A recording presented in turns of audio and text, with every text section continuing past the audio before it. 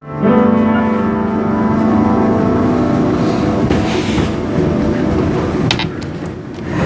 오늘은 특별히 2021년 중보기도, 사실은 이제 중보기도라기보다는 도고기도라고 하는데요. 하나님의 도움을 구하는 기도하는 기도학교, 지난 금요일날 졸업을 하고요. 이제 오늘부터 시작해서 이제 오늘 선포식 하면서 2021년 1년 동안 이제 기도 특공대 대원을 여러분에게 소개하고자 합니다. 제가 이름을 부르면 그 자리에 일어나셔서 선서를 하도록 하겠습니다. 자, 우리 먼저 졸업하신 분, 우리 박영순 집사님은 오가 봤어요, 안 봤어요? 인터넷으로 조금 봤어요. 그럼 조금 졸업합니다. 그 집에 가서 꼭 보셔야 돼요. 예, 그러면 이제 졸업이 되는 거고요. 우리 중보기도 2021년 동안 여러분들과 여러분의 기도 제목과 교회와 예배를 위해서 이렇게 1년 동안 기도할 대원들을 이제 발표하도록 하겠습니다. 우리 정균 전사님 일어나 주시고요. 우리 김환자 권사님 일어나 주시고, 박서배 집사님 일어나 주시고, 우리 박영선 집사님 일어나 주시고요.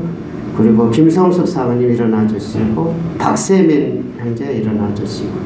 자, 이렇게 둘, 넷, 여섯, 일곱, 그리고 고사물 권사님이 오늘 참석을 못했는데 고사물 권사님까지 이제 제가 리더를 하고 이 7명이 1년 동안 여러분들에게 이제 기도 제목을 내라고 그러면 그 기도 제목을 가지고 기도해 주시고, 또 금요일 날 모여서 함께 기도하고, 주일날 10시 30분에 모여서 기도하고, 그래서 일주일에 2번 모여서 기도하는, 그래서 주일날은 10시 30분, 금요일 날은 저녁 7시 30분에 모여서 함께 기도하는 기도팀입니다. 그리고 매일 기도하기로 서약합니다.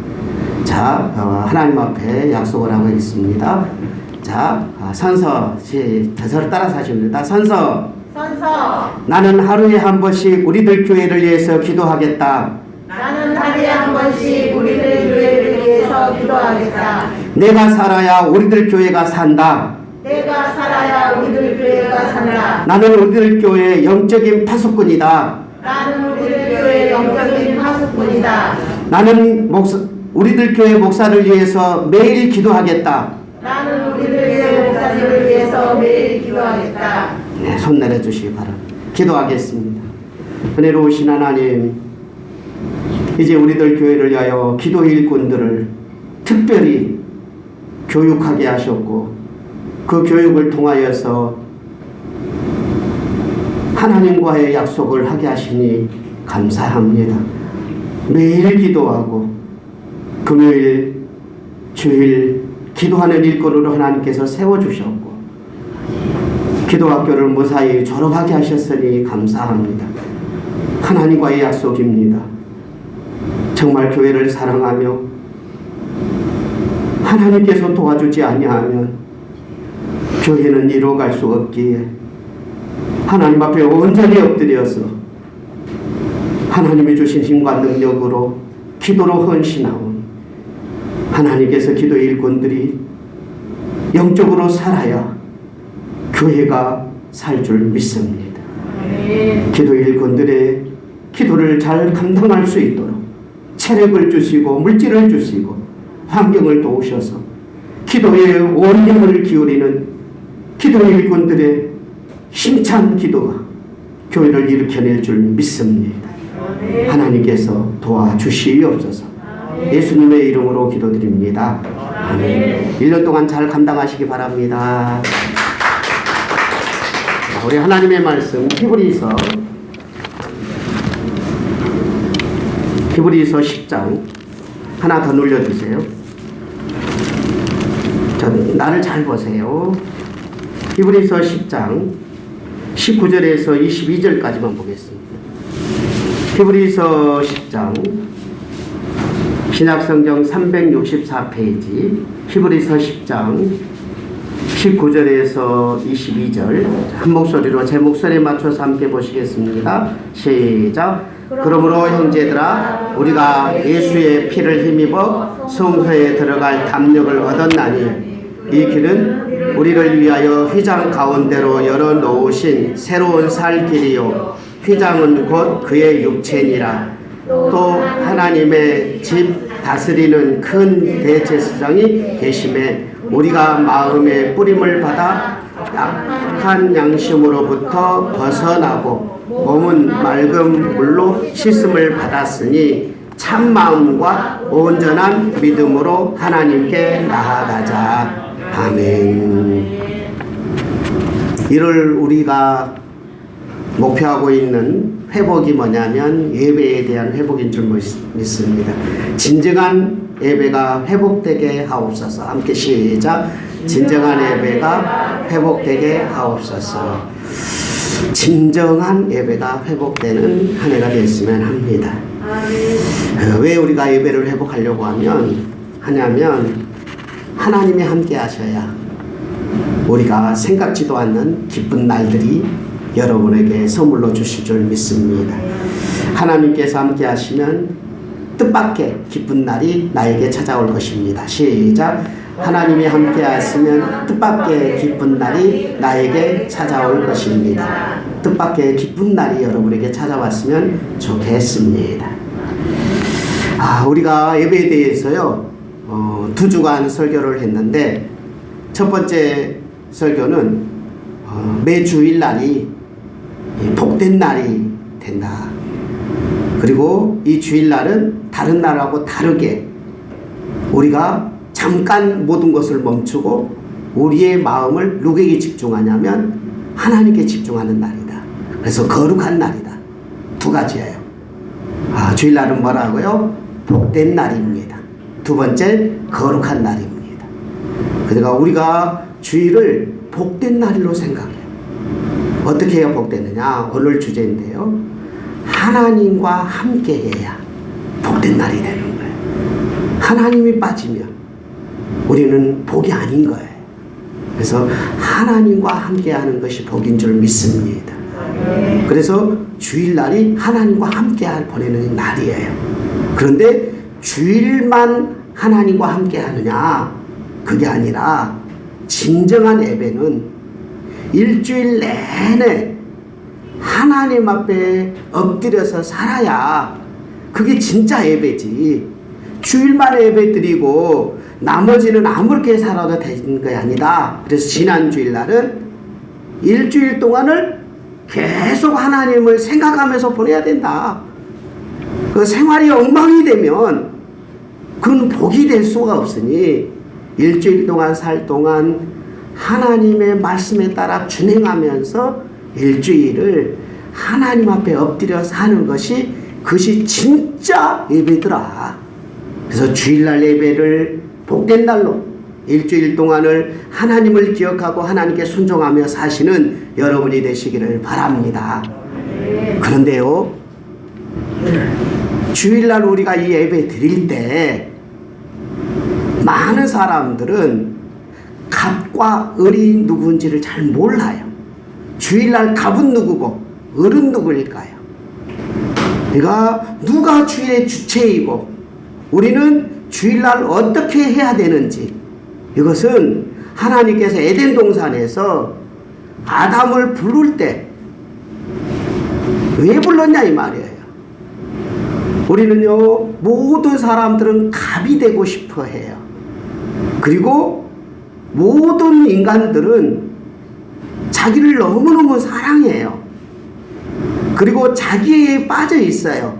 그리고 수없이 많은 사람들은 인간을 존중해야 되기 때문에 어느 누구도 나를 괴롭히는 것은 다 잘못된 거라고 생각할 수 있어요. 그러므로 내가 너무너무 소중하니까 나를 건들지 말아라. 이게 대부분 모든 사람들이 가지고 있는 인간 존중이에요. 그런데 하나님께서는 인간을 다룰 때 어떻게 다루셨느냐? 내가 너의 주인이다. 너는 내가 만들었다. 이게 에덴 동산에서 하나님께서 인간에게 하는 이야기예요. 인간이 다른 것에서는 저도 인간을 존중해야 한다고 생각하고, 여러분을 어느 누구도 해서는 안 되고 여러분들을 어느 누구도 구속해서는 안 된다고 생각해요. 여러분의 인격은 소중하니까. 그러나 하나님 앞에 갈 때만큼은 우리가 아담처럼 타락하면 안 돼요. 하나님 앞에서는 하나님이 나를 만드셨고 지으셨고 하나님께서 내 인생의 모든 것을 다 주셔서 나를 복되게 하신 분이 누구냐? 하나님이셔요.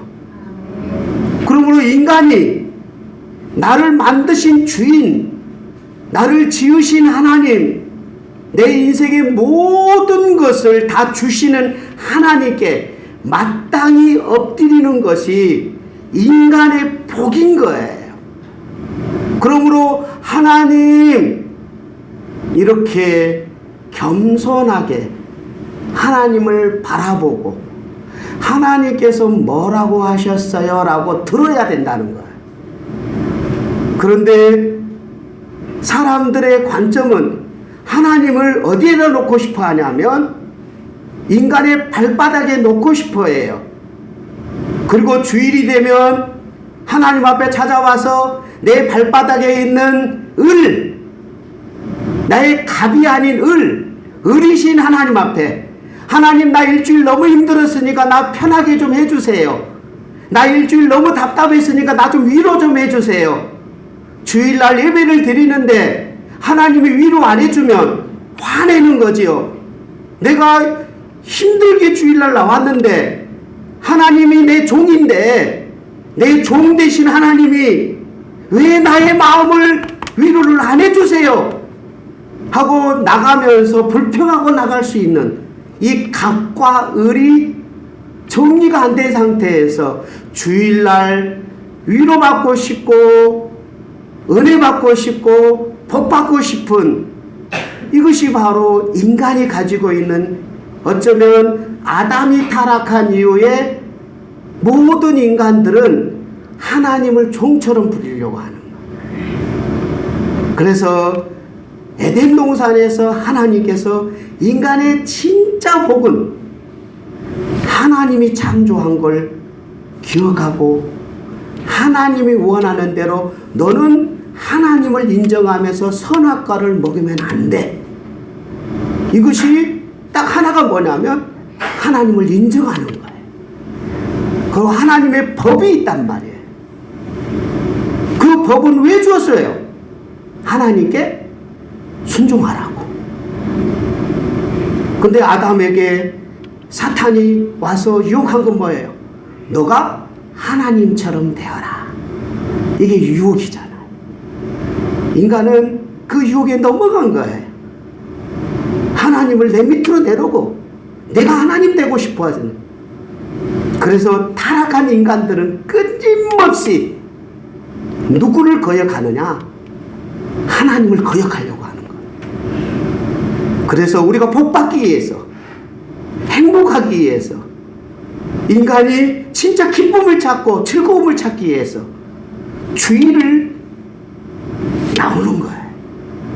그러면 우리는 나오면서 어떤 자세를 가져야 되겠어요? 하나님의 음성에 귀를 기울이는 거지. 그래서 구약에 하나님께서 너희들은 예배 드릴 때 이렇게 예배 드렸다라고 다양한 예배의 방식을 주셨어요. 그것을 구약에서는 예배라고 말하지 않고 뭐라고 말하냐면 제사라고 했어요. 뭐라고 그랬다고요? 제사.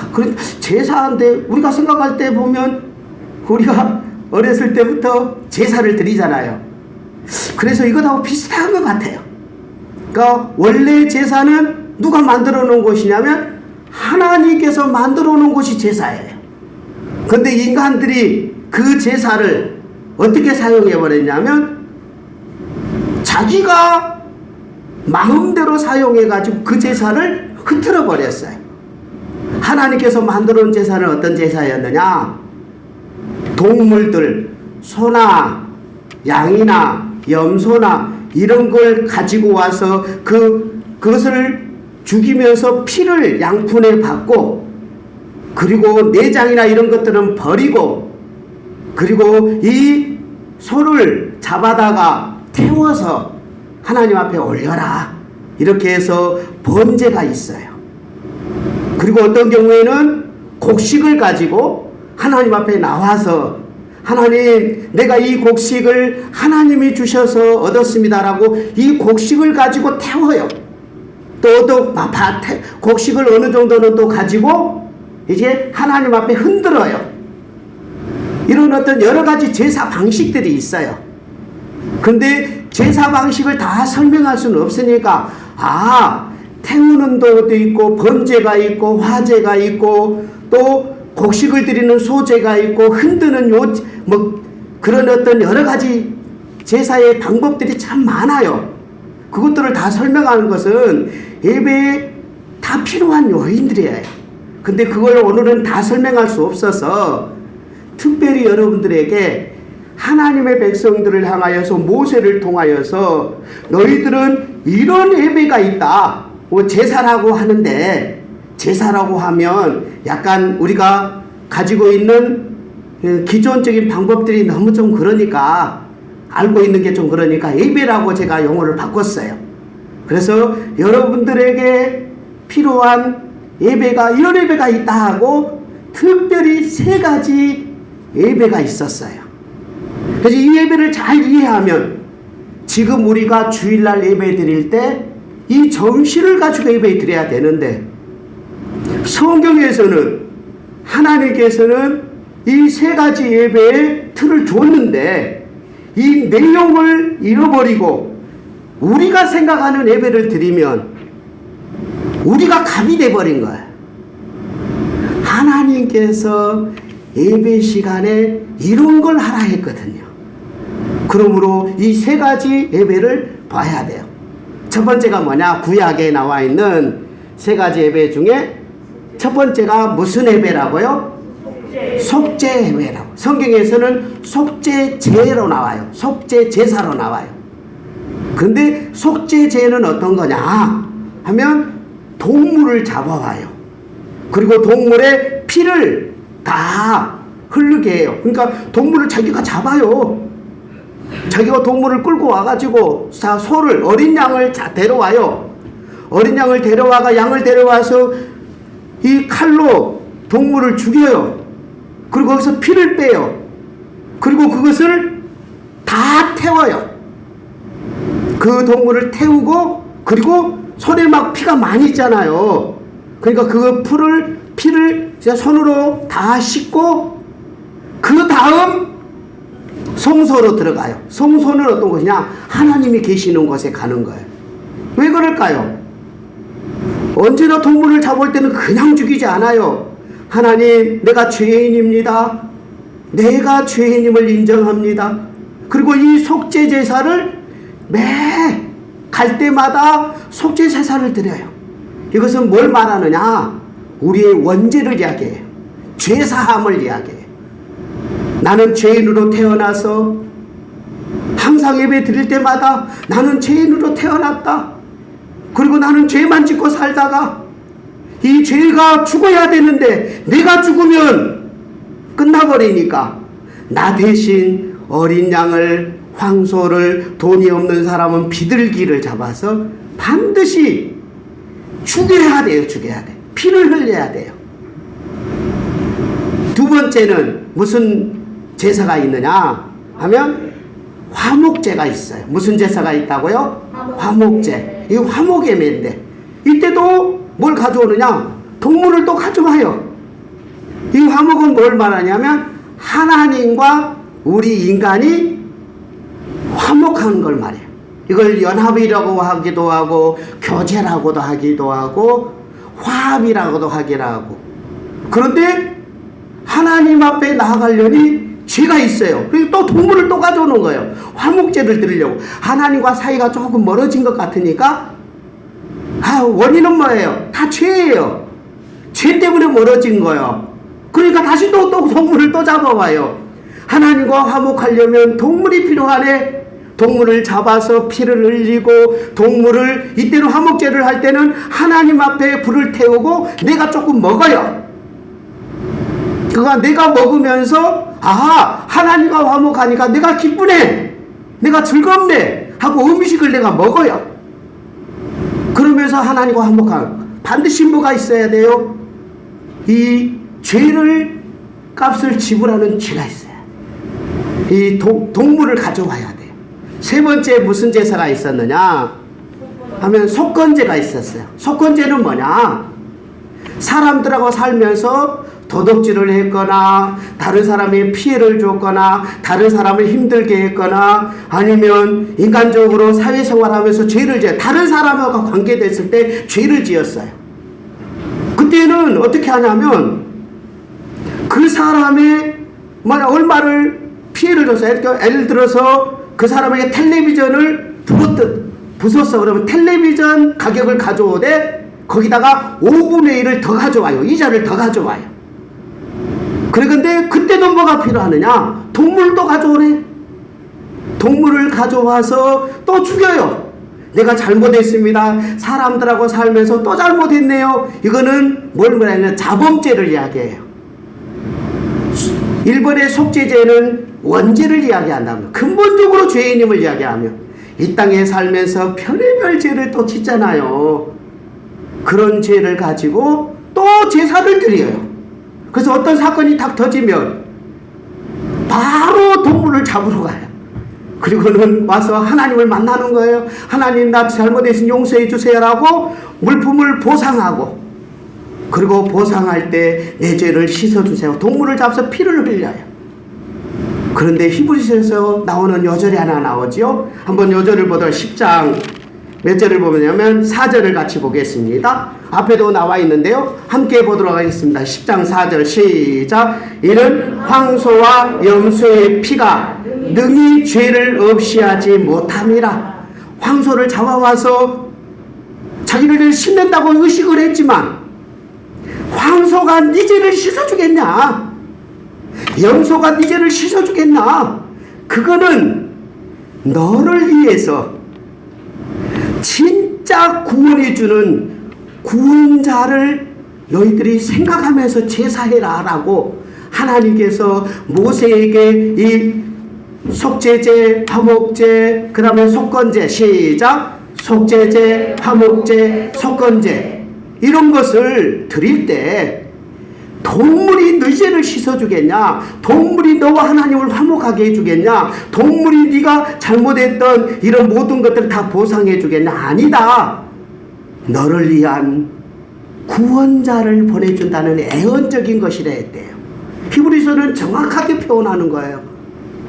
그래서 예수의 피가, 자 9장 거기 다음 눌리지 마세요. 눌리지 말고 자 성경만 여러분 가지고 계시면 찾으시기 바랍니다. 9장 22절 시작. 율법을 따라 거의 모든 물건이 피로써 정결하게 되나니 피 흘림이 없은즉 사함이 없느니라. 피가 없으면 죄를 씻어줘요, 안 씻어줘요? 안 씻어줘요. 그래서 동물을 잡아왔는데 동물이 씻어줘요, 못 씻어줘요? 못 씻어줘요. 그래서 10장 10절 눌러주세요. 자 10장 10절 시작. 이 뜻을 따라 예수 그리스도의 몸을 단번에 들이심으로 말미암아 우리가 거룩함을 얻어라. 바로 그렇게 됐어요. 예수님의 몸이 십자가에서 단번에 들임으로 그것을 우리에게 영향을 주는 거예요. 동물은 계속 잡아야 되지만 예수님은 완전한 분이시고 하나님이 죄값을 지불하는 거룩한 보혈의 피이기 때문에 이 예수님의 보혈이 우리의 원죄도 씻어주시고 하나님과 사이가 멀어져도 화목하게 해주고 또 인간적으로 잘못을 해도 그 죄도 예수님이 다 보상해주는. 그런데 인간적으로 잘못한 것은 성경에서 그냥 속건죄만 드리면 되지 않아요. 그 사람한테 찾아가서 그 값을 지불하고 이자까지 5분의 1을 더 줘라. 그러니까 인간과 사이도 풀어야 하나님께서 속건제를 받지. 하나님 앞에 와서 하나님 나 제사만 드리면 되는 건 아니에요. 그러므로 속건제도 잘 이해해야 돼요. 그러니까 주일날 예배할 때 예배의 방식은 여러 가지일 수 있어요. 그러니까 어떤 교회에서는 찬양 예배로 드리고, 어떤 교회는 사회자를 세워서 드리고, 어떤 때는 부흥집회로 드리고, 어떤 때는 비대면으로 드리고, 어떤 때는 온라인으로 드리고, 또 어떤 때는 대면 와서 드리고, 또 어떤 사람들은 여러 가지 방법으로 드리지만 정신은 하나야 된단 말이에요. 예수님을 모시고 와야 됩니다. 예수님을 모시고 와서 내 원죄를 씻어주신 예수님을 생각하면서 예배를 드려야 되고, 하나님과 사이를 멀게 했던 수없이 많은 죄들을 예수님을 통해서 씻음받아야 되고, 끊임없이 인간 사회 속에서 죄 지었는 것 속건제를 통해서 예수님을 모시고 와야 된다. 예수님이 없이는 하나님 앞에 나아갈 수 없다라고 그 다음 요절을 같이 보도록 하겠습니다. 자, 19절입니다. 10장 19절 시작. 그러므로 형제들아, 우리가 예수의 피를 힘입어 성소에 들어갈 담력을 얻었나니. 예수님의 피가 아니면 예배가 안 된다 이 말이에요. 이게 하나님의 방식이에요. 하나님은 인간에게 예배의 정신을 주셨어요. 예수님이 빠뜨리는 예배는 받을 수가 없다. 그러므로 모든 예배에서는 예수님이 흘러나와야 되고 예수님으로 인하여서 예배를 드려야 된다. 그런데 예수님을 우리가 어떻게 모시고 오냐? 지금은 예수님을 어떻게 모시고 왔냐? 아주 중요한 요절이 있어요. 오늘 모든 요절의 해답이 이 요절 한 줄로 나오는데 22절입니다. 22절 예수님을 어떻게 모시고 오냐? 한번 같이 보겠습니다. 첫째 제일 윗 단어만 같이 읽겠습니다. 시작. 우리가 마음의 뿌림을 받아. 마음 어디에 뿌림을 받아요? 마음의 마음. 그러니까 찬송이 아니고 어떤 기도가 아니고 설교가 아닌 찬송 안에 뭐가 있어야 되는 거예요? 마음이 있어야 돼요. 기도 안에 뭐가 있어야 되는 거예요? 마음이 있어야 돼요. 설교 속에 뭐가 있어야 되는 거예요? 마음이 있어야 돼요. 그러니까 행위나 방법이나 아니면 비대면 온라인 뭐 이런 것 가지고 따지면 안 돼요. 중요한 건 어떤 거냐? 예배를 어디에서 어떻게 예배를 드리든 가장 중요한 게 무엇이겠냐? 마음에서 피 뿌림이 나에게 임해야 돼. 그래서 예수님의 피가 내게 임해야 돼. 내 마음 속에 예수님이 나를 위하여 십자가에 죽었습니다. 속죄제, 내가 죄인으로 타락해서 죽을 수밖에 없었고 지옥에 갈 수밖에 없는 나를 위해서 하나님이 나를 지복해 해서 내 마음으로 예수님이 나를 살려주셨습니다. 마음에 예수님을 모셔야 예배로 나아갈 수 있어요. 이 마음이 안 돼 있으면 나아갈 수 없는 거예요. 똑같이 찬송을 복의 근원 강리바사 예수님의 보혈의 은혜를 오늘 찬송하는데 28장 찬송하면서 여러분은 그 가사를 기억하십니까? 마음으로 불렀습니까? 특별히 우리 건집사님께서 오늘 2번 불러서 내가 너무너무 고마운 거예요. 내가 설교하고 싶었던 것 2번이나 강조해. 2번 불러도 마음으로 안 버리는 사람들, 그건 하나님께 나아갈 수 없는 거예요. 하나님은 안 받아주는 거예요. 입술만 받아주고 여기서 막 큰 소리로 부른다고 받아주고 작은 소리로 부르면 안 받아주고 그런 게 아니에요. 혹이라도 노래를 그냥 말을 하지 못해서 입술로 벌리지 못한 이런 장애인들도 어쩌면 생각만 가지고 있는 내성마비는 몸이 움직이면서 곡조도 따라오지 못하고 몸도 못 따라오지만 마음으로 예수님 이렇게 부르는 사람들의 속죄제를 받으시고 화목제를 받으시고 속건제를 받아주시는 것이지. 이 마음에 뿌림이 없는 그런 예배는 아무 필요 없다. 그래서 예배 인도자들은 두 번 좀 더 부르면서 마음으로 좀 세 번 부르자라고 한 번 더 부르는 거예요. 그런데 그 뜻은 모르고 마음이 아니면 의미가 없는 거야. 아, 목사님, 우리 그런 예배 드리지 말고 다르게 예배 드리지. 예배의 증상이나 곡이나 찬양 인도자나 이런 게 중요하지 않아요. 마음으로 예배 드리는 게 중요해요. 단 한 곡을 불어도 마음으로 부리는 그 예배를 받아주는 거지. 예수님을 생각하는 찬양을 반드시 해야 돼요. 만약 예배 시간에 예수님의 보혈이 없는 예배는 하나님이 정한 예배가 아니에요. 이 부분을 여러분 정확히 해야 돼요. 구약의 예배에서는 그 감사 예배 이런 부분들은 소제라고 그래요. 소제는 곡식만 드려요. 근데 곡식만 드리는 예배는 없어요, 구약에. 곡식 예배와 이 번제 예배가 함께 항상 있어야 소제가 드려져요. 하나님께 감사하고 하나님 나에게 은혜를 주세요, 그런 거 할 때도 반드시 뭐가 교회 안에 예배가 들어가야 되느냐? 보혈의 찬송이 들어가지 않으면 하나님의 방법이 아니에요. 왜? 인간의 죄를 이 마음에 뿌림이 없으면, 첫째 없으면 다른 건 들어갈 수가 없어요. 그래서 양심으로부터 벗어나고 몸에 맑은 물로 씻었는데 보혈이 없이 씻음 받을 수도 없고 깨끗해질 수도 없고 하나님께 나아갈 수도 없으니 언제나 보혈의 찬양과 기도로 하나님 앞에 나아간다는 거. 이 보혈이 뭐예요? 마음으로 해요. 그래서 그 다음 참 마음, 진짜 마음. 그 다음에 무슨 문제죠? 온전한 믿음.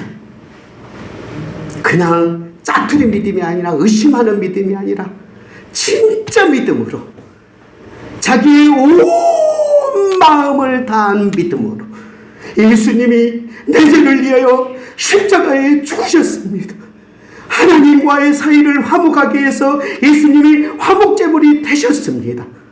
인간의 모든 갈등과 인간의 모든 죄들을 예수님의 피로 용서받을 수 믿습니다. 그 아들 예수의 피가 우리를 모든 죄에서 깨끗하게 하실 것이요, 어떤 죄가 있더라도 예수님의 피는 그 모든 죄를 씻어주신 능력이 있는 줄 믿습니다. 그러면 예수님의 피로 인하여서 하나님께 나아가자. 내 창조주 하나님께 나아가고 나의 주인 되신 하나님께 나아가고 하나님의 아버지 되신 하나님께 나아가며 예수님의 보혈의 은혜로 하나님께 나아가니 하나님이 사랑하는 자녀들에게 모든 돈이 하나님의 것이고 모든 전능하신 하나님이 건강도 주실 것이고 가정도 지켜주실 거고 물질도 주실 것이고 여러분의 길도 열어주실 것이네. 하나님께서, 아버지 하나님이 왜 아들에게 뱀을 주고